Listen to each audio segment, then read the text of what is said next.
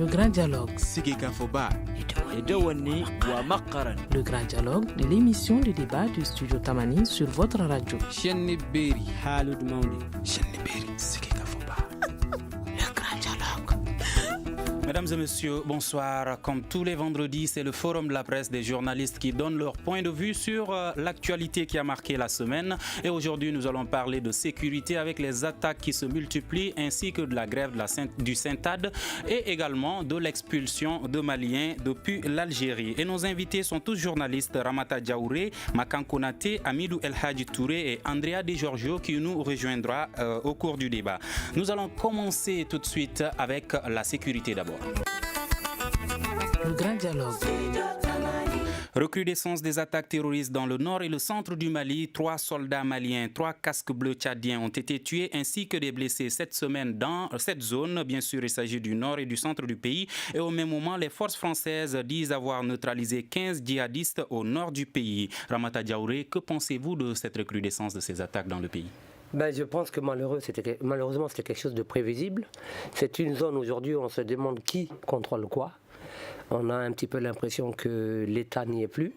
C'est finalement un combat entre forces légales, forces illégales, trafiquants, terroristes, armées constituées, milices armées, on ne sait plus qui fait quoi. Et il y a malheureusement depuis des années le recours à ces engins explosifs improvisés qui augmente de jour en jour. Je sais qu'il y a pas la semaine dernière d'ailleurs aux alentours d'Ansango, on a attrapé des gens qui s'apprêtaient à commettre, à poser de ce type d'engin et qui avaient tout le matériel qu'il fallait pour. C'est vous dire que, de mon point de vue, la récurrence n'est pas terminée, ça va continuer. D'accord. Amidou El Hadji Touré, vous, comment voyez-vous cette situation ? Cette situation est préoccupante. Et a priori, je m'incline devant la mémoire de tous ceux qui ont eu à perdre leur vie et vraiment je présente mes condoléances à toutes les familles attristées. Et sincèrement, la situation est alarmante et très très très critique. Et il en va de soi aujourd'hui que et les forces FAMA et la MINUSMA et les forces Barkhane essayent de consolider les relations avec les populations surtout. Essayent de travailler en synergie avec les communautés pour que ces communautés puissent d'abord les accepter et ensuite collaborer dans la défense et la sécurité. Puisque aujourd'hui la guerre devient très très asymétrique. Ce n'est plus des forces qui se font face, qui se fusillent ou bien qui sont là face à face, mais c'est une guerre asymétrique. On utilise tous les moyens possibles aujourd'hui pour faire mal et pour terroriser les populations. Donc la situation est vraiment critique et alarmante. Makan Konaté, votre point de vue sur la situation ? Oui, je crois que chaque communauté, chaque mouvement armé essaye de marquer son terrain. La pose des engins explosifs, je crois que ça se passe par des gens qui savent exactement où est-ce qu'ils ont posé ces engins explosifs et quels sont les chemins à suivre pour pouvoir les contourner. Ils le savent. Donc, je crois qu'il y a une situation qui est très très regrettable, mais à la guerre comme à la guerre, ceux qui font ces axes de ce genre, il faut le revers de la médaille. Il faut que l'armée aussi agisse de la même manière. C'est-à-dire, je voudrais dire qu'ils veulent la guerre, faisons la guerre avec eux, mais négocions. On ne peut pas discuter avec quelqu'un qui a une arme pointée sur toi. Toi, tu es là, les mains libres, il y a quelqu'un qui a une arme qui est pointée sur toi et ils veulent qu'on discute. Donc, on ne peut pas discuter comme ça. Forcément, il faut aller à la guerre avec ces mouvements armés. Il faut que l'armée s'engage vers ça. Il faut faire la guerre, rien que la guerre et toute la guerre, tout en négociant. Amidou Makan pense qu'il faut faire la guerre, mais aujourd'hui, face à cette situation de plus en plus complexe, est-ce qu'on sait contre qui on fait la guerre? Malheureusement, c'est ce que j'allais répondre au confrère Makan. On ne sait pas qui est ce poseur de bombes. On ne sait pas qui est ce terroriste qui est caché. On ne sait nulle part. Peut-être entre nous. On ne sait pas qui ils sont. Donc, comme je le disais tantôt, c'est une guerre asymétrique. Ce n'est pas une guerre où les données, où, je ne sais pas, X et Y sont connues. Mais là, X et Y ne sont pas connus. Nous savons quand même que nous avons face à nous des forces du mal qui veulent terroriser nos populations, d'où il est impératif, je ne cesse de le répéter, que la MINUSMA, les FAMA, Barkhane travaille avec les communautés pour que vraiment nous puissions avoir de l'information, traiter l'information à temps et pouvoir déjouer et contourner toutes ces mesures vraiment déplorables qui sont en train de... Ramata Diaouré, M. Touré dit qu'on ne sait pas qui combattre. Est-ce qu'on n'a pas les moyens d'identifier ces gens? Moi, je pense qu'il y a un travail qui reste à faire et qui n'a malheureusement pas été fait depuis longtemps. C'était justement, effectivement, comme disait Touré tout à l'heure, de plus travailler avec les communautés. On a malheureusement laissé un petit peu les communautés à l'écart et je pense que les communautés, pour la plupart, en tout cas dans le centre et certaines du nord, connaissent même certaines des personnes qui font ça. Parce que ce sont souvent des gens issus de ces communautés-là, qu'elles ne peuvent pas rejeter. Elles sont issues de ces communautés-là et ils ne peuvent pas les rejeter comme ça de but en blanc. Mais travailler à les ramener à de meilleurs sentiments, travailler à les empêcher de rejoindre des mouvements terroristes, travailler à créer des liens qui font que du renseignement, des informations remontent à qui il faut. Il faut réellement travailler avec ces communautés-là. Et malheureusement, dans le cas d'espèce, et ça, c'est, je pense, un problème auquel les FAMA sont confrontés, c'est que les communautés ont, je pense, autant peur de certains éléments des mouvements armés, qu'ils soient terroristes ou pas, qu'elles ont peur des comportements souvent de nos forces armées maliennes. Et ça, c'est très compliqué. Ça ne crée pas la confiance. Et s'il n'y a pas de confiance, il n'y a pas d'information, il n'y a pas de renseignement. D'accord. Mais quand est-il possible d'établir cette confiance? Oui, ce que je voudrais dire, il y a une des forces majeures de ces faiseurs de mal repose sur le renseignement. Nos forces armées n'ont pas suffisamment infiltré ces mouvements, ces faiseurs de mal. Alors que de l'autre côté, l'armée malienne est infiltrée, la MINUSMA est infiltrée, les Barkhane, ils sont tous infiltrés. Quand ils se déplacent, immédiatement, on sait qui est en train d'aller où et qui fait quoi. Donc ce renseignement manque énormément à nos forces armées et de sécurité. Et il va falloir que ce renseignement-là soit mieux outillé et que les autorités s'y occupent à bon escient, afin que nos forces armées de sécurité puissent également, ne serait-ce qu'à travers la population civile, ce renseignement qu'il leur faut, bénéficier de renseignements utiles. Mais les forces armées maliennes qui sont présentes, Barkhane également, la MINUSMA, la force G5 Sahel qui est en cours, est-ce qu'elles ne sont pas suffisantes, toutes ces forces? Bon, il faut... Je le dis, et ça n'engage que moi. Je n'ai jamais eu confiance aux forces françaises, Barkhane. Je n'ai jamais eu confiance à la MINUSMA non plus. Parce que MINUSMA, il y a 3 casques bleus tchadiens qui viennent essayer. Oui, il y a les forces françaises qui viennent de neutraliser. C'est des situations qui sont regrettables. Parce que quand on veut parler de Barkhane, il faut remonter encore à 1961. Il faut remonter à l'année où vraiment l'armée française a quitté. Moi, je vois les Français ici au Mali comme revanchards. Nous sommes venus pour nous venger parce que vous nous avez chassés. Et aujourd'hui, nous avons la possibilité de nous réinstaller et bénéficier de vos ressources minières, etc., etc., etc. Donc, pour moi, les Français sont là pour ça. La MINUSMA, c'est une question d'argent. Sinon, je ne peux pas comprendre que... Question d'argent, c'est-à-dire? Question d'argent, c'est une affaire de gros sous. Imagine un agent de la MINUSMA qui est payé à 40 000 francs, 50 000 francs par jour, d'autres à 100 000 francs par jour, et qui veut que cette guerre-là finisse, à moins que la manne ne soit fermée. Donc, bon, il y a tout cela. J'allais dire que... Je parlais justement des Français. Eux, ils sont là, hein. Ils sont là et ils ne vont pas quitter. Et ils ne vont pas quitter maintenant. Tant qu'ils n'auront pas suffisamment tout ce qu'ils cherchent, ils ne vont pas quitter. Donc cette guerre-là n'est pas encore finie et ça va durer très longtemps. Est-ce que vous partagez le point de vue de Makan Konaté? Malheureusement, non, je ne partage pas le point de vue du confrère Magan, en ce sens que ces forces Barkhane MINUSMA sont là pour nous aider. Seulement la communication n'est pas passée. Et comme je le disais, aussi bien Barkhane que MINUSMA, que les FAMA doivent mieux communiquer, essayer de se réconcilier, surtout les femmes, se réconcilier avec les communautés pour disposer de l'information utile et en temps utile pour pouvoir la remonter à qui de droit, comme disait la sœur Ramata. Donc, moi je pense qu'il y a un travail de fond, pas de forme seulement, un travail de fond à faire. La MINUSMA est là à longueur de journée, nous constatons malheureusement et déplorablement que des forces de la paix qui perdent leur vie à longueur de journée, des des convois qui sont attaqués.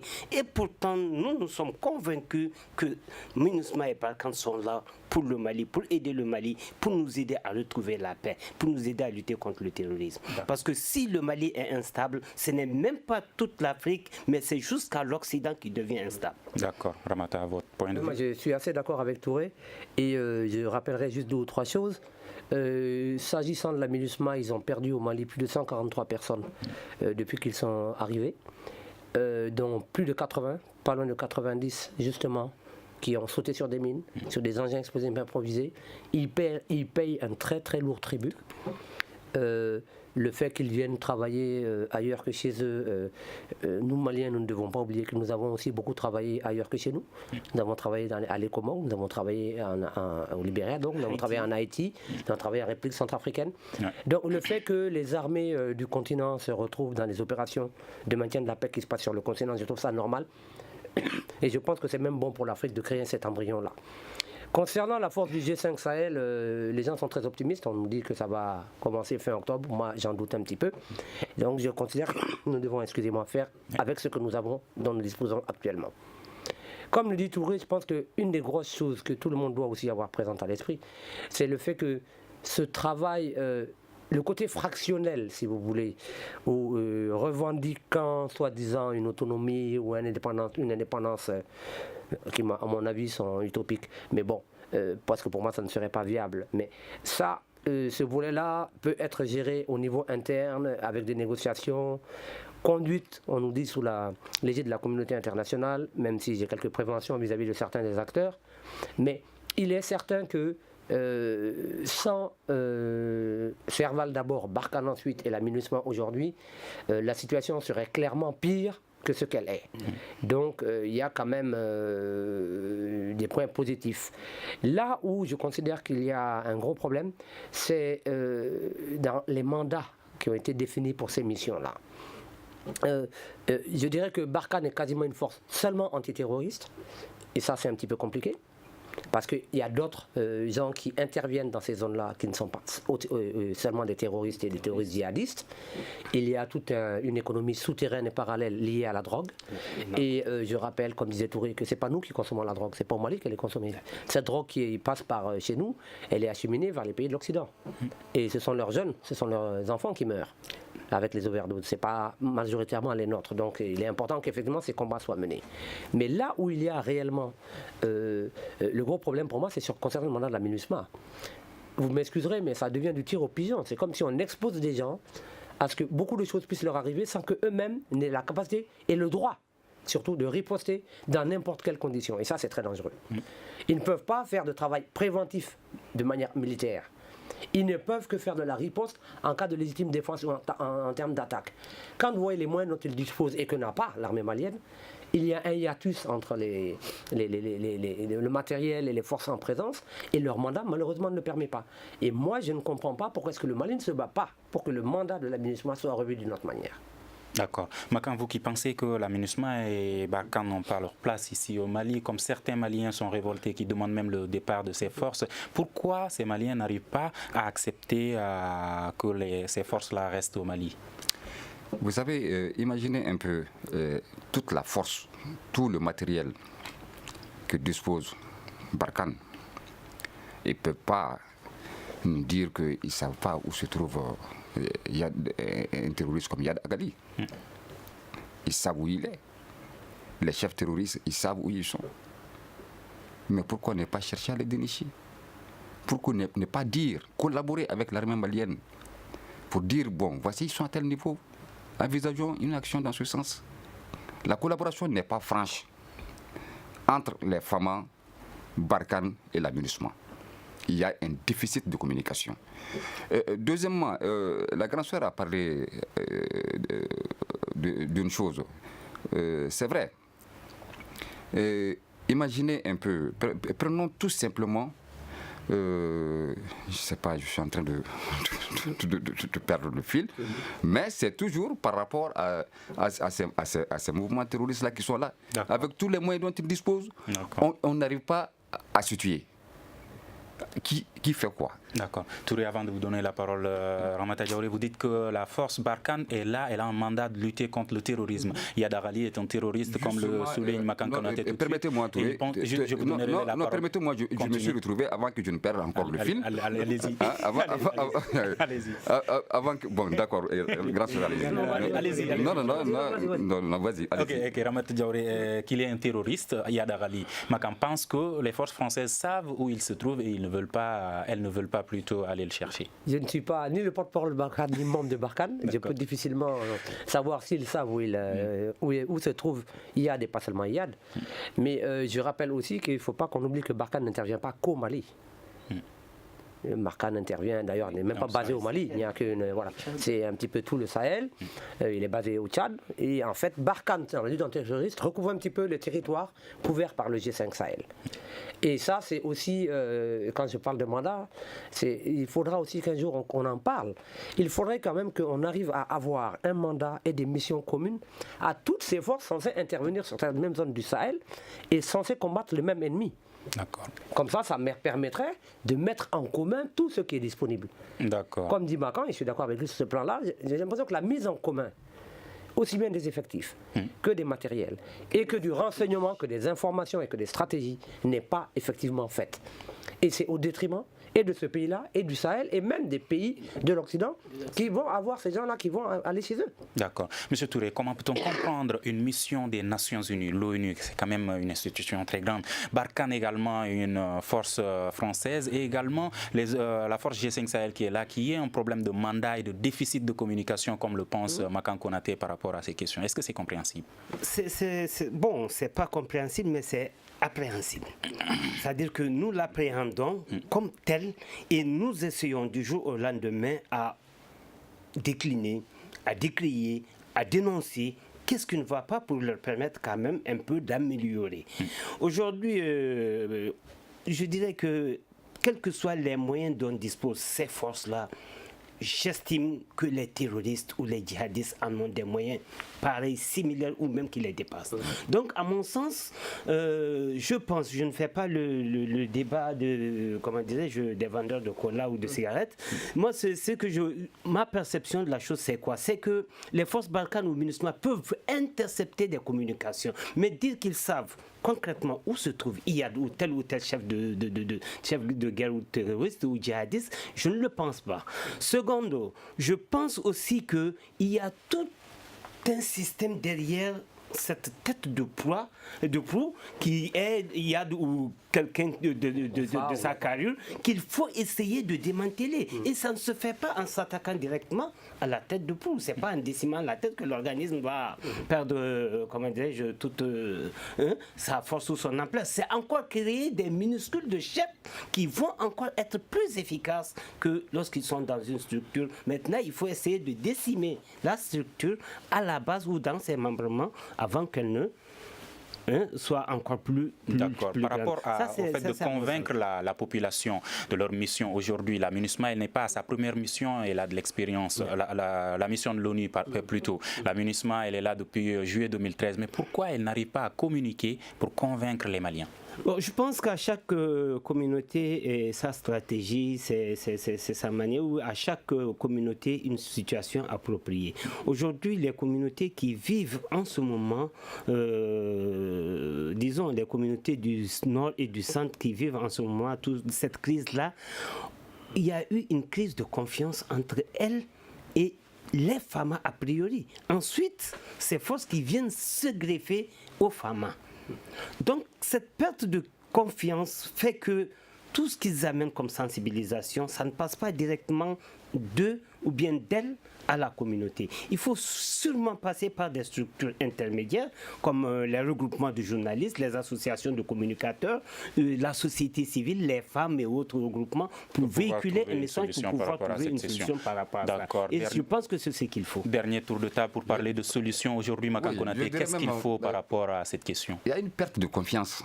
Le grand frère en a parlé, il y a une perte de confiance, mais également au sein même des FAMA. Il y a une perte de confiance là-bas.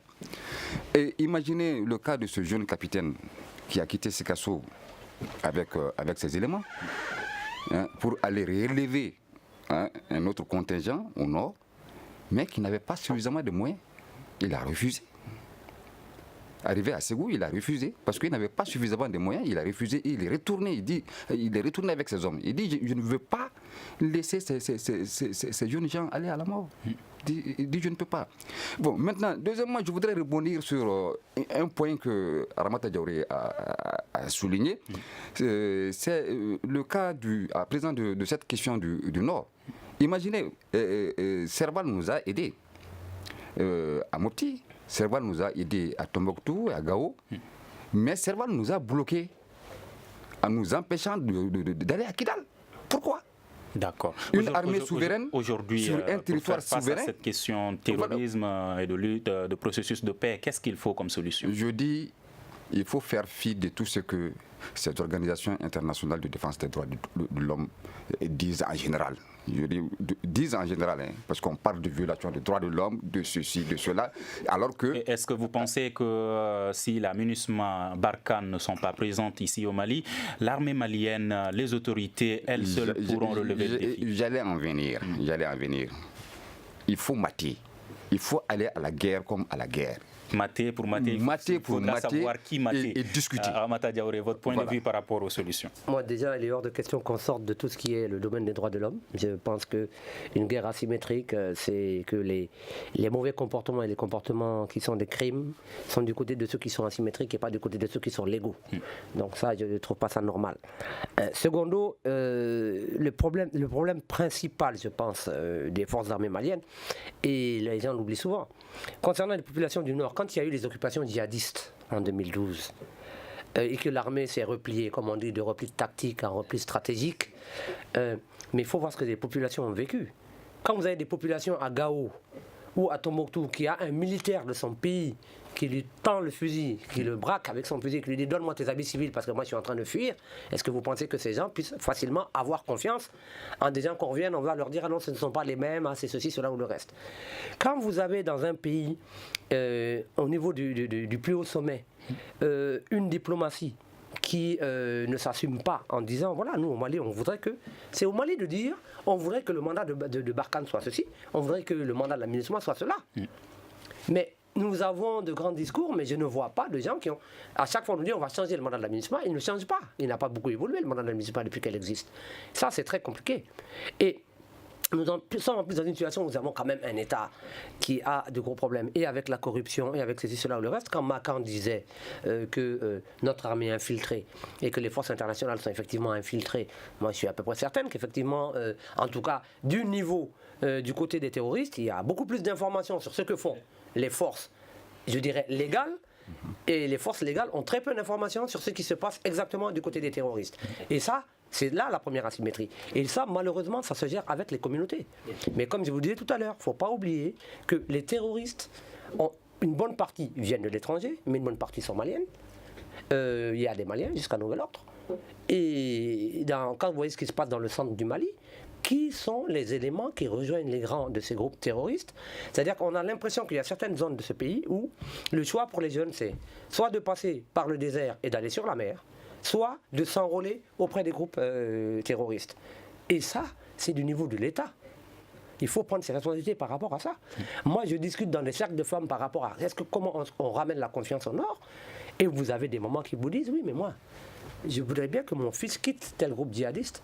Il a adhéré à ça, mais s'il revient ici, il faudrait qu'on puisse lui proposer quelque chose. Qu'est-ce qui va lui arriver? Mais si je dis reviens, on va te tuer, ou on va t'emprisonner à vie, la maman ne va pas le faire. Et pourtant, comme disait Touré, c'est ces gens-là qui sont capables de faire changer les choses aujourd'hui. C'est ces gens-là qui sont capables de tarir le robinet qui alimente en personnel ces groupes terroristes.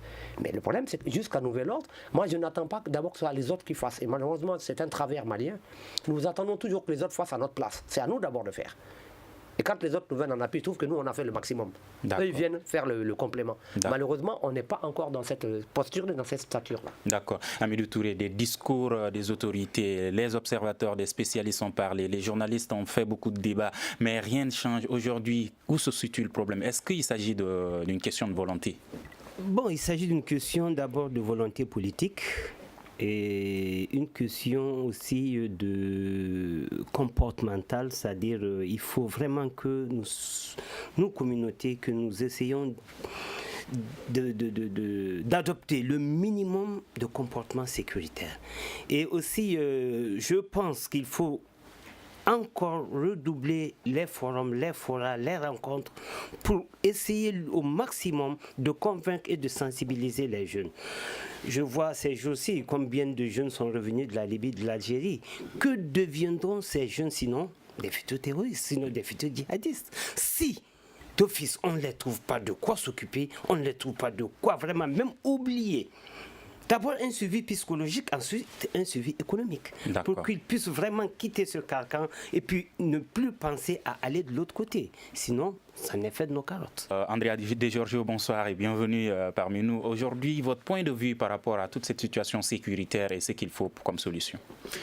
La situation sécuritaire, c'est sûr, vous venez de le dire, c'est vraiment empiré dans les dernières années. Et ça, c'est un point très important par rapport à les Maliens. Les Maliens, il avait vraiment salué l'intervention française comme une intervention, une solution pour stopper la descente de djihadistes. Mais après des années, il voit que la situation, c'est de pire en pire.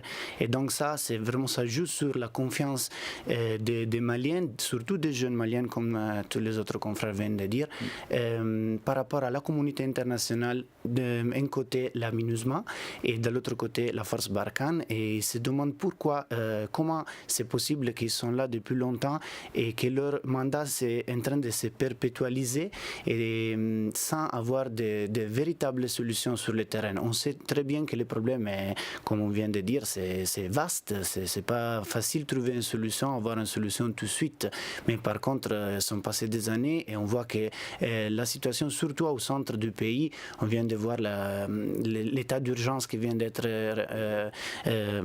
prolongé pendant les prochaines années, et ça c'est surtout à cause de la situation au centre du pays.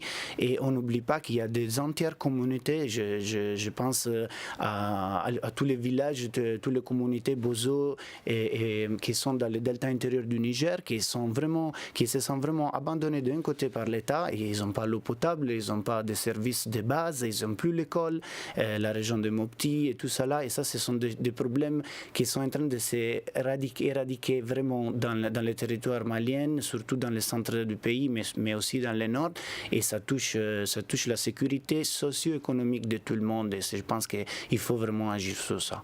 D'accord. Alors, observons tous une courte pause et vous pouvez réagir à toutes ces informations sur la page Facebook ou le compte Twitter de Studio Tamani ou encore sur nos répondeurs à travers ces deux numéros 75 84 11 11 ou 75 84 12 12. Vous écoutez Studio Tamani, votre avis nous intéresse. Écrivez vos commentaires et suggestions sur la page Facebook et dialoguez avec nous. Studio Tamani, c'est aussi les réseaux sociaux. Parlons maintenant de grève. Le syndicat national des travailleurs de l'administration d'État SYNTAD a entamé ce mercredi une grève de 72 heures pour protester contre la loi sur l'enrichissement illicite. Les discussions ouvertes depuis lundi et une rencontre avec le président de la République ont été un échec. Ramata Diaouré, que pensez-vous de cette grève du SYNTAD? D'abord, comme la plupart des Maliens, j'étais assez étonné que des fonctionnaires décident de gréver par rapport à une loi qui lutte contre l'enrichissement illicite, parce que quand même, il me semble que les gens qui s'enrichissent le plus de manière illicite au Mali sont les fonctionnaires. Et alors après, en écoutant un petit peu, en analysant un petit peu ce qui se disait, le SYNTAD en fait dit, enfin il y a le SYNTAD et un autre syndicat, mais le SYNTAD est le majoritaire, dit cette loi est une loi discriminatoire. Elle est rétroactive, mais elle est rétroactive seulement, je pense, jusqu'en 2012. Moi, je trouve d'abord, une loi, par principe, en termes de droit, ne doit pas être rétroactive. Mais si on la rend rétroactive, pourquoi est-ce qu'on la limite à une date? Est-ce à dire que les gens qui se sont enrichis largement avant cette date-là, eux, ils vont passer à travers les mailles du filet? Ou est-ce à dire qu'on cible certains et on laisse les autres? Est-ce qu'il y a des catégories de fonctionnaires qui sont concernées et pas d'autres? Parce qu'il semble qu'il y a des catégories de fonctionnaires qui ne soient pas obligés de faire une déclaration de bien. Donc, l'égalité de tous devant la loi, c'est un principe auquel je tiens. Et je pense que si il doit y avoir une loi sur ce terme, il est évident qu'il faut qu'elle s'applique à tous. Et moi, j'ai même été plus loin, y compris les gens qui sont salariés de l'État, sans être les fonctionnaires que nous voyons. Au niveau de l'armée, on a eu assez de scandales. Je pense qu'on peut aller fouiller là-bas aussi. Au niveau d'autres corps, on peut aller fouiller aussi. En tout cas, tous les gens que l'État rémunère d'une manière ou d'une autre tous les mois, devrait être effectivement ciblé par cette loi-là, et ça ne serait que justice. D'accord. Makan Konaté, qu'avez-vous compris dans cette grève du SYNTAD? Bon, vous savez, le SYNTAD, le syndicat national des travailleurs de l'administration d'État, c'est l'un des syndicats les plus puissants de l'UNTM, l'Union nationale des travailleurs du Mali.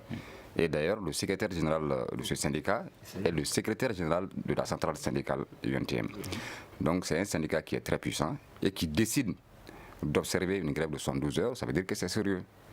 Le fait de dire que la loi est rétroactive jusqu'à une certaine date, j'ai comme l'impression, je ne dis pas que c'est vrai, mais j'ai comme l'impression qu'il y a certaines têtes qui sont visées à travers cette loi-là et qu'on veut faire tomber avant la tenue des élections.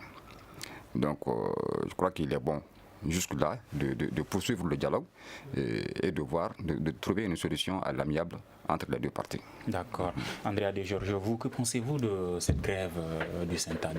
En façon générale, je pense que les grèves, ça fait partie d'une bonne démocratie, d'une démocratie qui est un bon état. Donc, en général, avoir des grèves, c'est une bonne chose parce qu'il faut voir vraiment qu'est-ce que sont les questions posées sur la table pour cette syndicat. Ce qu'ils revendiquent. Qu'est-ce qu'ils revendiquent. Donc, il faut sûrement les écouter, mais aussi commencer à avoir un débat national parce que les élections s'approchent. Donc, on sait toujours quand de nouvelles élections présidentielles s'approchent, il y a toujours des grèves parce que tout le monde essaye d'amener des intérêts stratégiques pour leur propre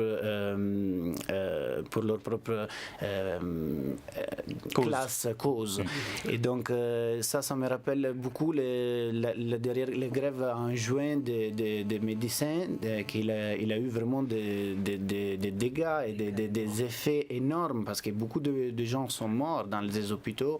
Ici à Studio Tamani, vous avez beaucoup traité ce sujet.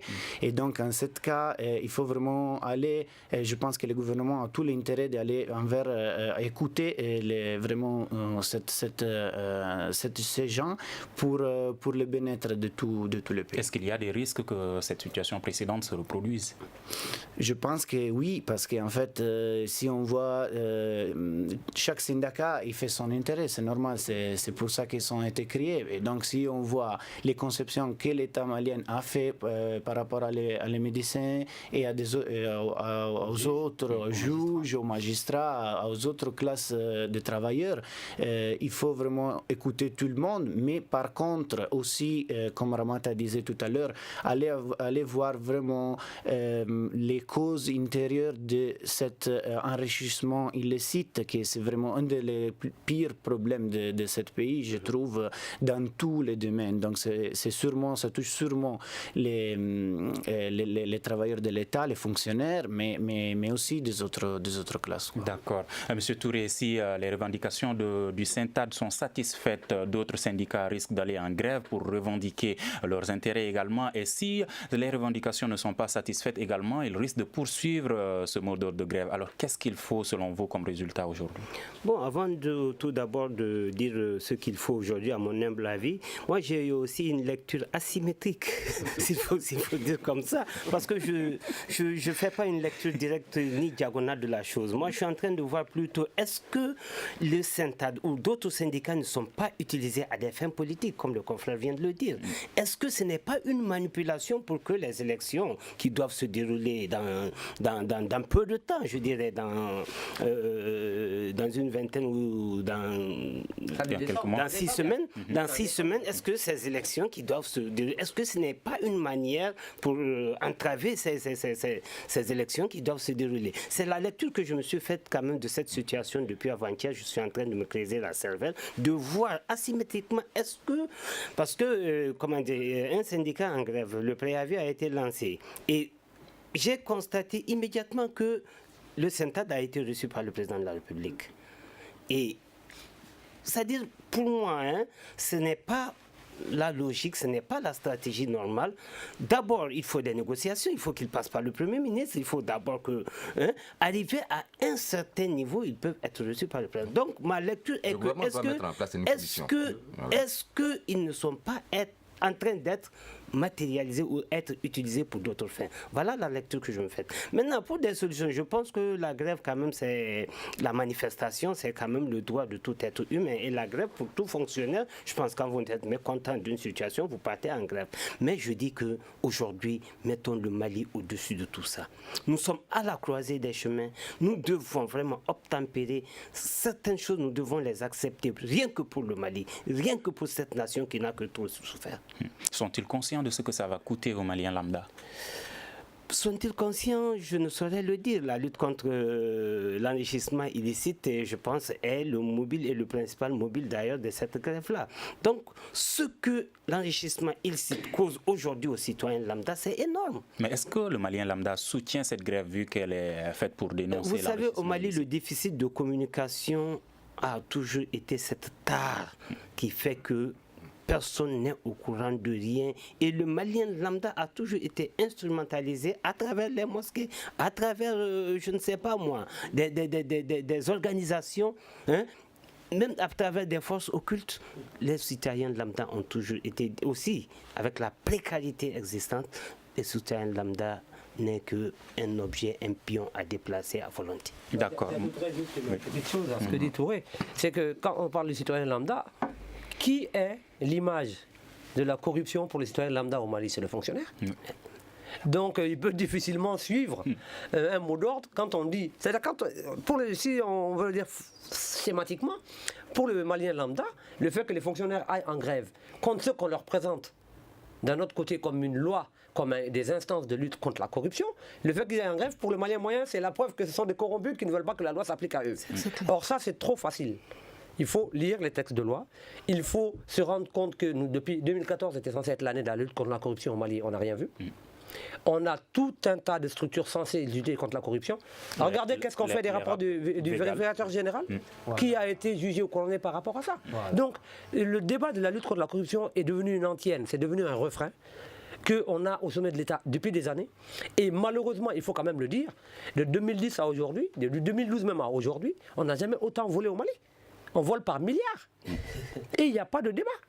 Alors, les vœux pieux là, et puis les belles phrases, c'est très joli, mais moi je ne vois pas, objectivement, aujourd'hui, la loi contre laquelle le Synthad est en train de faire la grève, je vois même difficilement comment est-ce qu'il est possible même de la mettre en œuvre. D'accord. Alors, quelques minutes pour parler d'immigration. Je voudrais juste dire 2 mots. Quelques secondes. Vous savez, quand un préavis de grève est déposé, immédiatement une commission de négociation est mise en place pour entrer en négociation avec ceux qui demandent d'aller en grève. En ce moment... Voilà, donc vous négociez, vous vous mettez d'accord. Mais je voudrais terminer par une phrase qui est de l'ancien président du Mali, Moussa Traoré, par rapport à l'enrichissement élitiste. Il a dit, lors de sa dernière interview qu'il a réalisée avec Feu Ibrahim Babakake, il a dit, s'il y a une chose que je regrette, c'est que je n'arriverai jamais à changer la mentalité de mes cadres en matière d'enrichissement. D'accord. Alors, dernier tour de table sur l'immigration, je le disais. Plus de 2000 migrants d'Afrique subsaharienne ont été expulsés d'Algérie vers le Mali et le Niger. Certains ont été abandonnés dans le désert. C'est ce que révèle un communiqué d'Amnesty International qui dénonce leurs conditions d'arrestation. Andrea Di Giorgio, que pensez-vous de ces expulsions? Encore une fois de plus, cette expulsion venant de l'Algérie. D'abord, il faut dire que les expulsions des Maliennes et des Nigériennes à partir de la Libye et surtout de l'Algérie, ce n'est pas un fait nouveau.